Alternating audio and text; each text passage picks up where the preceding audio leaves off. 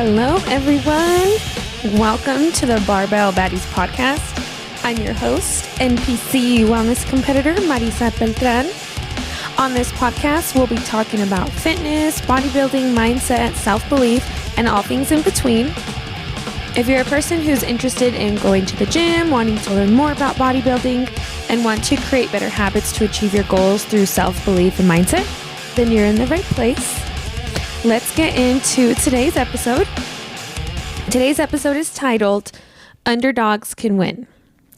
To begin, I want to ask everybody a question. Have you ever thought you were giving all your efforts towards a goal and did not get the results you were working so hard towards? That's something that had been happening to me for years. I have been working at Hooters for about 7 years, and they have opportunities to be in pageants, magazines, and the international calendar. I did about 6 pageants and submitted to be chosen in the Hooters international calendar 6 times, and to this day, I have never been chosen for the calendar and never placed at any of the pageants. Given I am grateful for being chosen for a magazine photo session earlier this summer and for winning the best costume portions the last 2 years at the pageants, but baby, I am super competitive. I want to win.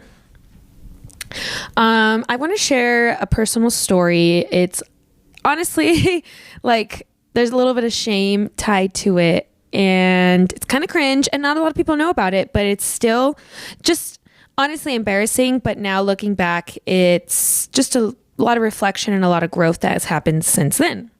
So this story takes place in February of 2019, where I took the 2 biggest L's and honestly felt completely hopeless. Around this time, I had been studying for the LSAT. It's the law school admittance test, and I was waiting on my results for my 3rd or 4th retake.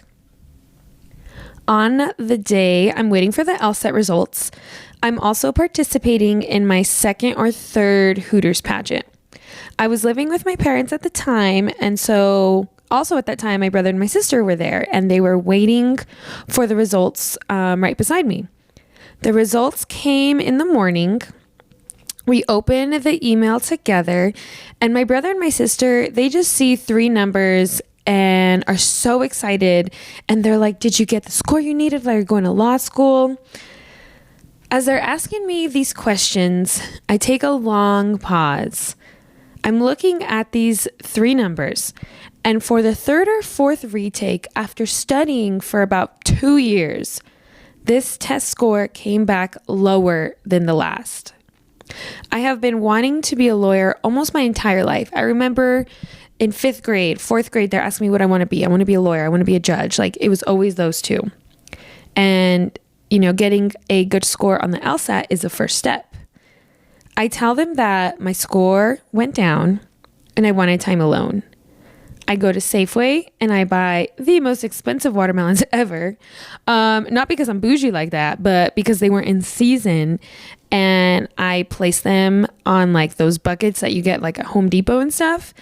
I find a wooden pole and I start smashing them in my backyard, just crying. I know that sounds crazy. And it's funny because my sister at the time, who was 12 years old, was trying to record me. But honestly, I was so fucking sad. I was so disappointed. Like, I've been trying so hard for this for, years, like studying for 2 years, getting my bachelor's. When I was in high school, everything was tailored towards going to law school, becoming a lawyer. And so I just needed physically to let out my feelings and rage. I cried for most of the day. It was really sweet though, because my siblings, they tried to cheer me up by writing me a letter telling me how proud they are of me. And they come into the room with the song Hey Brother by Avicii. If you don't know that song, some of the lyrics, it goes, oh, if the sky comes falling down for you, there's nothing in this world I wouldn't do. That was actually really sweet of them, and that created a core memory for me. But anyways, back to the story. So I'm crying for most of the day. I let out my rage on the watermelons, and now it's time to get ready for this pageant. I have my friend Sierra come over to do my hair and makeup. Shout out to her for always supporting me. But even in front of my friend, I had to put on a smile. Even though I was so sad inside, I had to pretend to be happy. I remember looking in the mirror, looking beautiful, but honestly feeling like a complete loser inside. I gather all my items. I gather my costume, my bikini, everything I need to head to the pageant. I have the biggest knot in my throat the whole time trying to hold back my tears. I want to cry so bad, but I can't because then it would ruin all my makeup. It was about a 45-minute drive to get to the pageant. So there I am in my car for 45 minutes with a big ass knot in my throat, not being able to cry, and all these thoughts racing through my head. I am having a huge pity party, not understanding why things were not working out for me. Finally, I get to the pageant and I tell myself, let's put on a smile. I genuinely try to be positive because this is another goal that I had been preparing for. So I want to enjoy this experience and hope for the best. And guess what? I did not win anything. I didn't win anything. I didn't place in anything. I didn't get best costume. I got nothing. No sash, no nothing. And it's funny enough, this day was the probably top 3 or top 5 most horrible days I've ever had in my life. But I met the producer here, Mabu Thang, my partner in crime. So anyways, back to the story. I was completely defeated and felt that I was meant for mediocrity. I felt that I was constantly the other underdog, never chosen to win anything in life. Everyone around me is going to law school, getting their masters, getting that corporate job, getting that job, the internship, and just being successful in anything that they do. And here I am, just taking L after L. I knew that my current fitness and career plan were not happening the way I wanted, so I knew I had to make major changes. I had to go back to the drawing board no matter how much it hurt.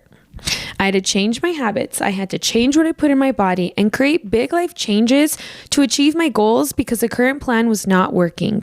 What I was doing now, or in that time, was not what the Marissa that wanted to win, the Marissa that wanted to achieve the goals would be doing. So we got to change. In August of 2021 now, I applied for a master's program, got accepted, and was starting the program then. At around this time, I was also going to the gym more consistently. I think before, I had been on and off for months, going like maybe a week, and then I wouldn't go again for like a month. But this time I was being more consistent, about 3 or 4 times a week. And even then with my master's program, I was taking my studies so much more serious than I did, honestly, studying for the LSAT and for my bachelor's. And I also invested in a program called the Booty King. This is not a sponsored episode, maybe one day, but because of this program, it was a launch pad to where I am today in my fitness journey. I am super appreciative of this program and his platform in general with his wife, Africa, who owns Rare Fit. They're my favorite gym clothing brand. I am always tagging them in my stories on Instagram. But their whole brand helped me so much in that time period because they were my first gym community. They were the ones where if I had questions, I'd go look at their videos, I would comment, I would, DM. And they still impact me to this day. Like I said, I hope to one day have an opportunity to work with them. Fast forward now to January 2023. I am doing really well in my master's program, and I have also competed in my 5th pageant and won best costume but did not place, but we're still happy about that costume win. I was super grateful, but like I said, I'm a competitive person. I want to be number 1. Who does not want to be number 1? I knew that I had to go back to the drawing board again and create a new plan. I was content-ish with my results from training and meal prepping on my own, along with the Booty King program, but I knew something was missing. I needed something more challenging. These pageants are only once a year, and I'm a type of person, I need a goal year round to work towards. Also, oh my gosh, I'm so thirsty. Anyways, I had been listening to some bodybuilder podcasts and started to create some interest in competing. Before that, I really knew nothing about bodybuilding. Nobody introduced me to it. I just found this on my own. And I remember it's now the end of March 2023, and I'm sitting at Buffalo Wild Wings eating fried food, drinking an unhealthy amount of alcohol, just upset and complaining to my partner about not getting the results I wanted from the gym nor the pageant. So I found, also accidentally, a bodybuilding coach through my friend Milagro. Always shout out to her. That's my gym sis. But she had a coach who trained lifestyle and bodybuilders. And I always saw her post about it. And as I'm complaining about my life, I see, a post from Milagro tagging her coach. And, I'm talking to my partner and I'm like, yo, should I do this? I feel like maybe I could do really well. I have a little bit of muscle build and I just need something more challenging. And so, he has me message her, send him a screenshot to hold myself accountable. And I signed up and we had our first week together training, the trainer and I, at the beginning of April 2023. I wasn't honestly expecting to compete until the following year, May 2024, because I was tired of losing. I was tired of all these things I was going for and losing. So I really wanted to set myself up for success. But my coach, Coach Adrian Nelson, hashtag best coach ever, around June, after a few months of working together, said we have enough muscle to compete in November 2023. I was so scared and so nervous because, I did sports in high school. And so I know that drive and that competitiveness is in me. But one, I hadn't done any sports since freaking high school when I graduated high school in 2015. And two, I also still had that self-limiting mindset of, oh man, can I actually do this? Can I actually follow through? What if something happens and I can't compete anymore? So we started the competition prep at the end of July and competed in my first show on November 11th, 2023. This whole journey from contacting my coach to this moment to speaking to all of you has completely changed my life. Although I did not place first in my height class, nor did I win the overall, I still felt like a winner on that stage. I had pushed through my negative thoughts, pushed through the tough cardio that towards the end of my prep was about 2 hours, 6 days a week, pushed through the tough training sessions 5 days a week, and I made it to the stage. I was thinking today about how my schedule being in competition prep and to being in now improvement season / off season are different yet the same. And one thing that is different is the amount of cardio I have to do. And I look back and I think, wow, I cannot believe I was waking up at 4:30 in the morning to start cardio before work. And now reflecting on my new lifestyle and new mindset, I look back at my previous Hooter pageants and my mindset back then, and it's embarrassing to say, but we're working through it. We worked through it, I should say, is I'm here to beat the girls next to me. When I was on that bodybuilder stage, yes, of course, I looked around and saw girls with better physiques than me, but I didn't give those thoughts more than 2 seconds. No, I need to get some more water. My new thoughts were, I am up here beating Marisa from March 2023. I'm here beating Marisa that was sitting at Buffalo Wild Wings upset about her life. My new mindset in anything I do now is I'm here to be better than I was last time. And even to this day, I recently made a post and it was, comparison pictures of my day 1 versus my day 854. And I'm really proud of myself because back then I would have been comparing myself to everybody else except myself. And honestly, I had never ever worked so hard mentally, physically, spiritually towards a goal before until this competition prep. And I always get asked how I stayed consistent in prep, and even now, how I stay so consistent and disciplined. And honestly, one of the main reasons was I got tired of losing. I was going to do everything, stick to the plan, no matter what, because at the end of the day, my coach has a plan. I'm just going to follow and trust. And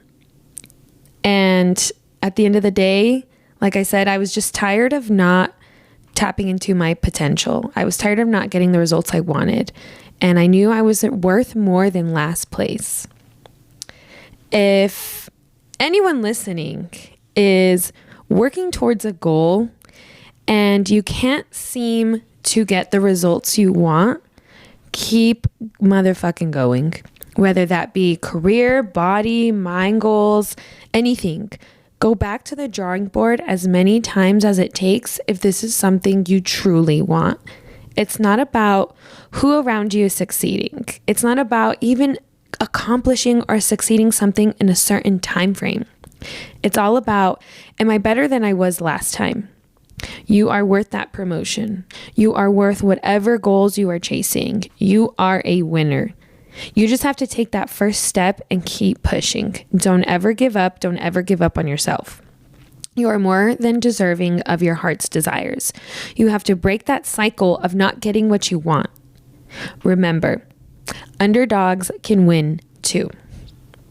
And to conclude this podcast episode, I want to start a series where we share 3 things we are grateful for. Honestly, creating a daily habit of gratitude is part of the reason why my life changed and how it changed. And if you want to start developing even a one small, easy habit, start with gratitude. Start today by letting me know in the Q&A box, email me or DM me 3 things you're grateful for. So to begin, I haven't done this today. What am I grateful for?